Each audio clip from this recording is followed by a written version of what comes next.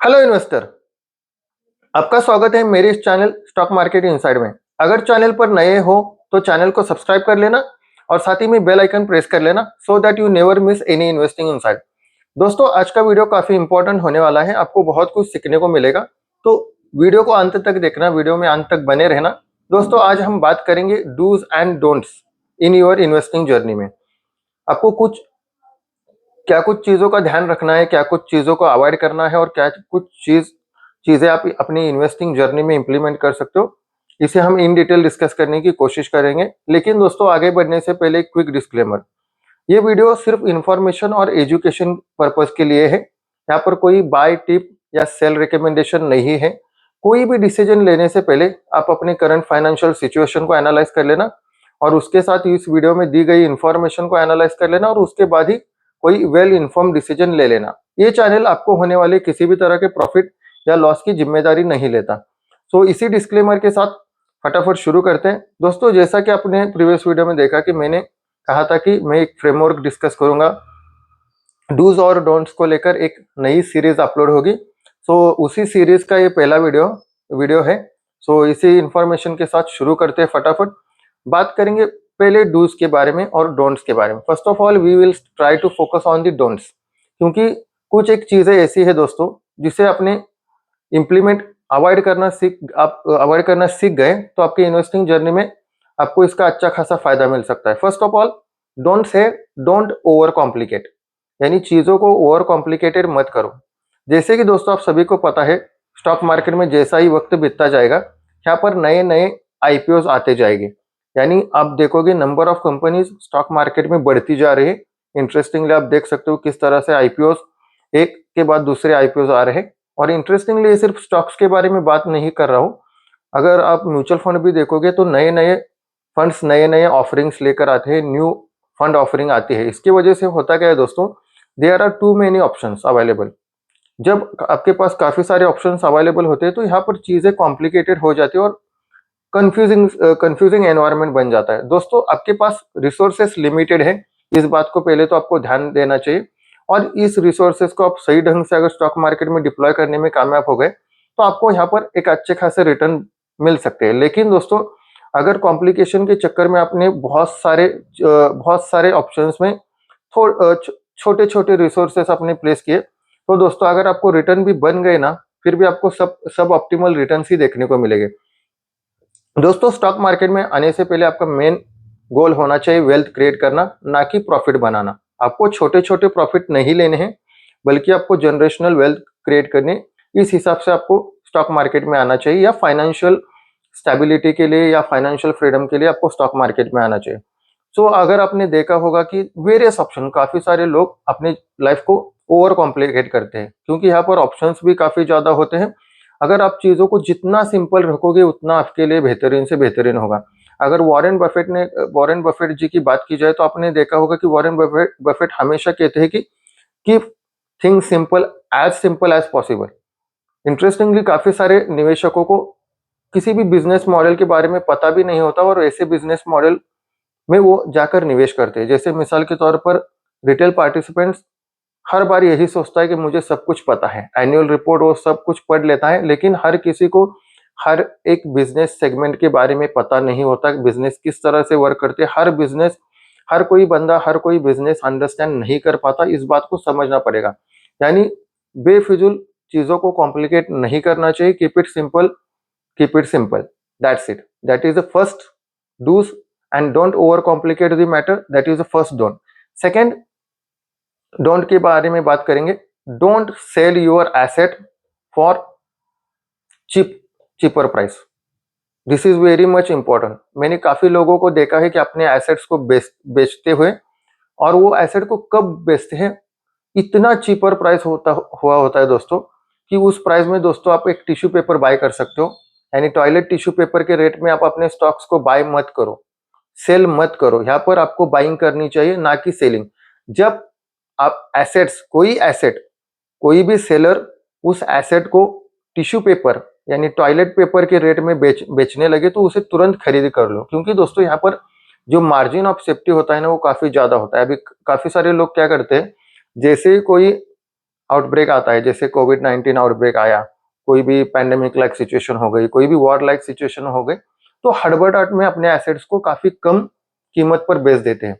लेकिन दोस्तों आपको एग्ज़ैक्टली अपोज़िट करना है। जब कोई एसेट्स आपको चीप वैल्यू पर मिलने लगे, तो यहाँ पर आपको तुरंत बाय करना है और आपको उस वक़्त बाइंग से बचना है जब सारी चीज़ें एब्सर्ड हो, यानी कोई भी एसेट काफ़ी ऊपर बढ़ चुका हो, उसकी वैल्यूएशन हाई हो, वैल्यूएशन काफ़ी एब्सर्ड हो। क्योंकि दोस्तों अगर कोई पिक्चर आपको काफ़ी रोज़ी लग रही है, कोई भी सिनेरियो आपको रोज़ी लग रहा है, तो this is a problematic. This is a too rosy to be true. इस बात को दोस्तों आपको ध्यान में रखना है। आपको कभी भी कोई भी स्टॉक एब्सर्ड वैल्यूएशन पर बाय नहीं करना है। Majority of the time valuation sustain नहीं हो पाती। आपने काफ़ी सारे निवेशकों को देखा होगा कि वो फंडामेंटली निवेश करते हैं। यानी कहने का मतलब क्या है दोस्तों, वो किसी स्टॉक में उस वक़्त निवेश करते हैं जब वो स्टॉक का बिज़नेस पीक पर चल रहा होता है। लेकिन दोस्तों ऐसा नहीं करना होता, क्योंकि बिज़नेस हमेशा लीनियर लाइन्स में नहीं चलते। इस बात को जितनी जल्दी आप समझ पाओगे, उतने ही आपके लिए बेहतरीन होगा। क्योंकि दोस्तों यहाँ पर बिज़नेसेस में अप्स एंड डाउन्स वाले साइकिल्स आते रहते हैं। आप किसी चीज़ को, किसी बिज़नेस को अगर आप पीक ऑफ इट्स साइकिल पर बाय करते हो ना दोस्तों, तो आपको लेने के देने पड़ सकते हैं, क्योंकि यहाँ पर वैल्यूएशन भी कंफर्ट नहीं होता और सारी चीज़ें, सारी जो रोज़ी पिक्चर्स है ना, वो ऑलरेडी प्राइस्ड इन हो चुकी होती है। इसमें कोई स्क्रिप्ट में कोई वैल्यू नहीं होती।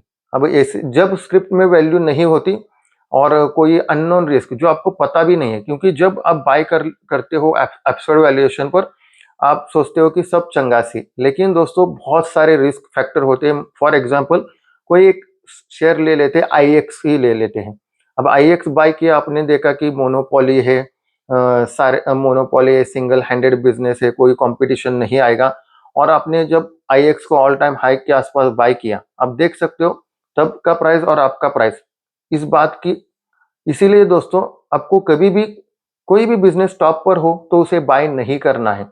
चाहे आपने एशियन पेंट्स के बारे में देखा होगा, आप एशियन पेंट हो, टीसीएस हो, पीडीलाइट इंडस्ट्री हो, कोई भी सेक्टर, कोई भी स्टॉक क्यों ना हो, वो बाय एट एनी प्राइस नहीं होता, no matter how good business is.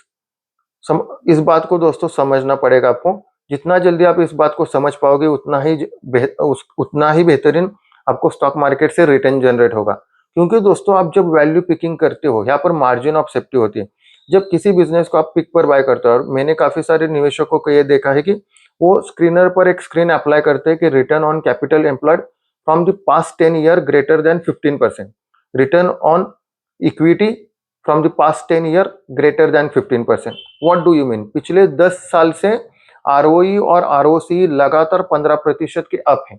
यानी एवरेज आरओई और एवरेज आरओसी 15% के अप है। ऐसे स्टॉक को बाय करने की कोशिश करते हैं। लेकिन दोस्तों ये जो सारी चीजें हैं ना, ये ROE, ROC, profit all time high पर है, सेल ऑल टाइम हाई पर है, यहाँ पर एक मेजर प्रॉब्लम है। कोई भी बिजनेस में अगर आरओई और आरओसी हाई है ना, तो यहाँ पर कंपटीशन आना लाजमी है। और जैसे ही कंपटीशन आएगा वहां पर, तो आपको ये खुद देखोगे कि उसका जो आरओई और आरओसी नीचे घटता जाएगा। I will rather buy a company with 7 ROC और ROE rather than buying an ROE और आरओसी कंपनी ऑफ 15%। मैं नहीं बाय करूंगा दोस्तों। क्यों? क्योंकि यहाँ पर सारी चीजें रोजी पिक्चर्स ऑलरेडी प्राइस है। यहाँ पर 10 साल से कंपनी लगातार अबाउट 20 का आरओई और आरओसी रिकॉर्ड करती आ रही है, दर्ज करती आ रही है, और काफी अच्छा परफॉर्मेंस देखने को मिला। लेकिन स्टॉक प्राइस ऑलरेडी प्राइस्ड इन है। अब यहाँ पर कुछ उल्टा सीधा होता है, तो यहाँ पर दोस्तों डाउनसाइड रिस्क काफी ज्यादा है। Always remember the downside risk. Usually stock market में आपने देखा है कि काफी सारे लोग ओवर ऑप्टिमिस्टिक होते हैं। वो कहते हैं कि डाउनसाइड रिस्क मिनिमम है, गिरेगा तो कितना गिरेगा, 50%, 60%, 70%। दोस्तों इस चक्कर में मत पड़ना कि गिरेगा तो कितना गिरेगा, ऊपर से 50% गिरेगा, 60% गिरेगा, 70% गिरेगा। इस बात को हमेशा ध्यान में रखना कि जब कोई स्टॉक ऊपर से 50% गिरता है, तो वापिस वो 50% रिक्लेम करने के लिए उस स्टॉक को 100% बढ़ना पड़ता है। जैसे मिसाल के तौर पर कोई स्टॉक 100 रुपीज का है और वो ऊपर से 50% गिरकर 50 रुपीज पर आ गया। अब 50 से जब ये स्टॉक 100 पर जाएगा, यानी बेसिकली डबल होगा, that is equivalent to more than 100x 100% returns. Stock को डबल होना पड़ेगा तभी जाकर वो स्टॉक 50% का डाउनसाइड कैप्चर कर पाएगा, and that is the brutal maths of the equity. So इस चीज को हमेशा ध्यान में रखना, और कभी भी अपने एसेट्स को चीपर वैल्यूएशन पर मत बेचना। कई बार होते हैं कि आपको काफी सारे स्टॉक्स टिश्यू पेपर के प्राइस पर मिल रहे होते हैं। यहाँ पर काफी सारे लोग पैनिक कर कर सेल करते हैं। कोई भी पैंडेमिक आ गया, आपने बेच दिया। दोस्तों, एक बात हमेशा ध्यान में रखना कि 9 आउट ऑफ द 10 टाइम, यानी 10 में से 9 बार this is not the end of world. यानी 10 में से 9 बार ऐसा होगा कि आपको लगेगा, 10 बार ऐसी सिचुएशन आएगी कि आपको लगेगा कि ये दुनिया का अंत होने वाला है, लेकिन 10 में से 9 बार दुनिया का अंत नहीं होता। और जब एक बार जब दुनिया का अंत होगा ना, तब आपके साथ काफी सारे लोग वैसे भी मारे जाने हैं। इस बात को हमेशा ध्यान में रखना। अब यहाँ पर एसेट बाय करो सेल करो, इट डजंट रियली मैटर। जब हर किसी को खत्म ही होना है तो एसेट बाइंग और सेलिंग से कोई मतलब ही नहीं रहता। अगर यहाँ पर आप बाय करते हो तो आपका अपसाइड रिटर्न काफी हेवी होता है और डाउनसाइड रिस्क काफी कम होता है। So always hold your cash for extraordinary situation, extraordinary conditions like pandemic, like world war, anything, any financial crisis। इस ऐसे सिचुएशन के लिए दोस्तों आपके पास कैश होना चाहिए। कैश होल्ड करना भी एक स्किल है। अब वॉरेन बफेट के कैश होल्डिंग पैटर्न्स को देख लो, काफी सारे म्यूचुअल फंड्स के कैश होल्डिंग पैटर्न्स को देख लो, आपको समझ में आएगा कि कैश को होल्ड करना काफी मुश्किल काम है। बाय या सेल करने से पैसा नहीं बनता दोस्तों। आपका रियल पैसा बनेगा वेट करने से, पेशेंसली वेट करने से, क्योंकि दोस्तों हर बार आपको फेवरेबल बेट नहीं मिलेगी। This is not a casino, this is a stock market.